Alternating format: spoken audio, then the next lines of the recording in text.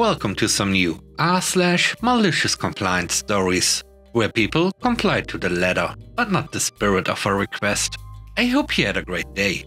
Thanks for all the likes and comments on the last video. If you would like to support this channel, please hit the like button and consider subscribing if you enjoy the content. And now, let's start with the first story. It's called All Records. I worked in medical records. One day, we had a doctor's office send over a request for a client's medical records. They were requesting all of them. The client had been a client for quite some time, and there were a lot of medical records. We called the doctor's office to let them know there were a lot of records and asked if maybe they just wanted the last year or two, or maybe even just the medication notes. We let them know that the client had been a client for quite some time. The lady that answered the phone said, "No, we need all records." We reiterated again, there would be a lot. But again we're told they needed all of them. Cue malicious compliance. We pulled the records and they were over 1,000 pages. Our records and faxing are both electronic. We proceeded to fax the records as requested. A couple of hours later, we received a frantic call from the lady we spoke to previously, asking us to make it stop because the fax machine hadn't stopped for the last couple of hours. We let her know that we couldn't stop it, because once it's sent, it's sent. They would have to wait it out until they received it all. She was so distraught because they were a small office and only had a small fax machine. We tried to warn her, but she didn't listen. I still sometimes wonder how long it took to receive all the records on that small fax machine. The next story is called Worth It. Waiting tables at a regional specialty pizza place about 10 years ago.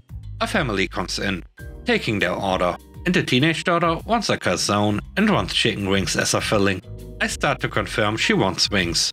This was before the boneless wing craze, because they have bones in them.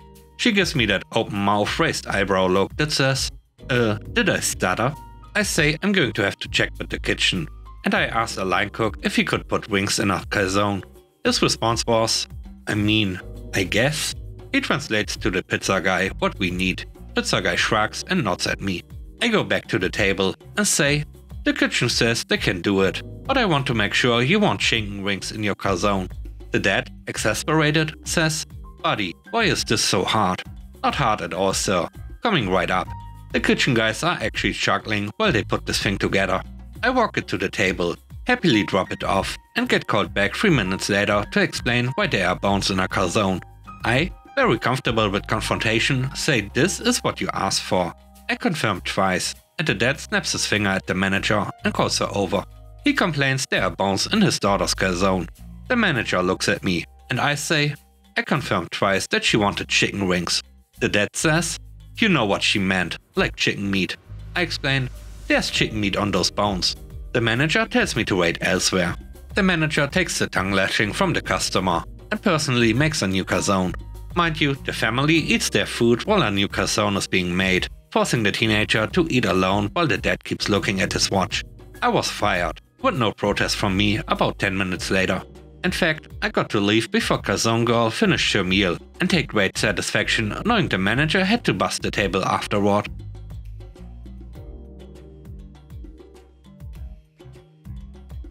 The third story is called He Wouldn't Listen. Back when I was in high school, I worked in a popular coffee chain. Our store got bought out by a new manager, John. The manager had never worked in a coffee shop before and messed it up in numerous ways, but this was one of my favorites. John was really inefficient. For example, he liked to make one coffee at a time, no matter how many orders were on the screen. It makes a lot more sense to get all the espresso shots running than steam a load of milk at once. It's just significantly faster. But whatever, John, you do you. He also liked to grandiosely talk to his teenage employees, explaining the nuances of running a business. On this day he was crapping on about the intricacies of scheduling. We had 4 employees, so it wasn't that hard. This was during a fairly slow period. I was making a coffee, he was taking orders and grilling a sandwich someone had ordered. I noticed smoke coming out of the toaster machine that was directly behind him. John, the sandwich. And another scheduling issue is, you guys. John, the toaster. You guys don't understand the difficulty. The toaster is. It's really hard when you guys plan time off. I have to find replacements. There was smoke coming out of the machine directly behind him. I sighed and nodded along. About 10 seconds later, a customer yells out that the toaster is spewing smoke, and John notices.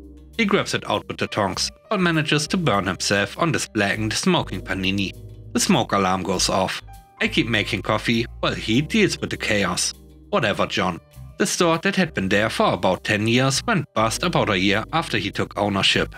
So sad. The next story is called Don't Question Me. I used to work for a company that produced fashion shows. Our office manager, Lynn, who also handled some purchasing, was very prickly and always right, even when she wasn't. We frequently ordered large custom-cut carpets for runways. We had a vendor that we used consistently that was familiar with our work. Their office manager, Betty, also got treated badly by Lynn whenever there was a problem or delay with an order, even though none of it was Betty's fault. One day, Lynn sends over an order for a 45 by 15 carpet. Except she made a mistake. Their production supervisor, who is familiar with our company, asked Betty to call and confirm the measurements. Betty called Lynn and told her she needed to confirm the measurements. Lynn goes off at her, insisting the measurements are correct. Betty says, "Okay, I'll tell them." Betty calls to tell Lynn the carpet is ready, and Lynn says she'll schedule a truck and get back to her with a pickup time. "You don't need a truck, you can just send a guy in a cab or something." Lynn didn't understand that she used inches instead of feet. Luckily for Lynn, we had time to reorder the carpet. Unluckily for Lynn, our company had to pay an expediting charge for the new one. Plus, we had to pay for the other carpet. Our boss was not happy, and you really wouldn't like to be the person to make our boss unhappy. The fifth story is called Can't Move It. When we started going back to the office during the last few months of 2020, people were very careful about touching commonly touched objects. Mostly because they were cautious about germs, but also kinda scared of getting the virus that way. The men's bathroom's trash can was placed next to a wall, between the sinks and the door. This way you would throw out your red paper towel and then go over to the door and leave. This meant you had to use your bare hands to open the door. Someone, never knew who, got the idea of moving the trash can right next to the door, so that you could open it with the paper towel still in your hand and then throw it out as you leave. This was great, because you no longer had to open the door with your bare hands, and people felt safer that way. The only problem was that it was a bit in the way. You had to move an inch or two to the left to not walk into it, which was not a problem, because the door and the hallway were pretty wide anyway. The office safety people found out about this after a few weeks, moved it back and put up a sign asking not to move the trash can, because it blocked the door. Cue malicious compliance. Nobody moved it back to the door, but people were still not willing to open the door with their bare hands. So they continued using the paper towels to open the door, and threw them across the hallway into the trash can as they walked out. Most people were good at landing the towels in the trash can, but some were not. It was not long before the paper towels started piling up around the trash can. It never got too bad, but it looked messy and dirty. Naturally, it took very little time before people started complaining about it. The office safety people ended up buying a smaller trash can that was attached to the wall, right next to the door. To this day, most people use the paper towels to open the door, and the bathroom is no longer messy. So everyone won. The last story is called No Electricity Needed. This goes back around 12 years. I was managing a software development team for an e-commerce company. The head of HR was also the head of facilities, and according to herself was the number 2 in charge at the company. Where this became a problem was when it was decided to move 3 of my engineers from a small office they'd been using to turn it into a conference room. The challenge is that the goal was to move them over to an unused space in a much larger room. Around 2 to 3 weeks, I'd schedule time with the head of HR and facilities to coordinate the move. I asked to review the plans to ensure that they had both network and electric connections for the desks in the new locations. 2 things occurred. I was ordered out of the HR director's office for questioning her ability to plan, and she went into the office with my devs and told them perfunctorily that they were going to be kicked out of their room in a couple of weeks. This led to my best engineer looking for and finding another job due to the extreme rudeness. Well, I've done what I can as the team's manager. I've been ordered to stay out of it and let the experienced HR director do her work. The day of the move comes.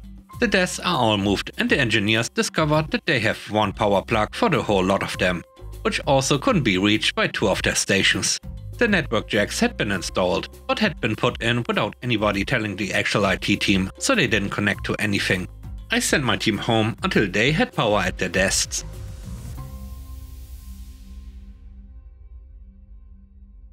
And with that, we end today's video. Let me know what you think about the stories. On a scale of 1 to 10, how would you rate the stories in today's video? I hope you enjoyed the video. If you like what I do and want to support me, please subscribe and hit the like button. I hope you have a great day. Stay safe. Bye bye.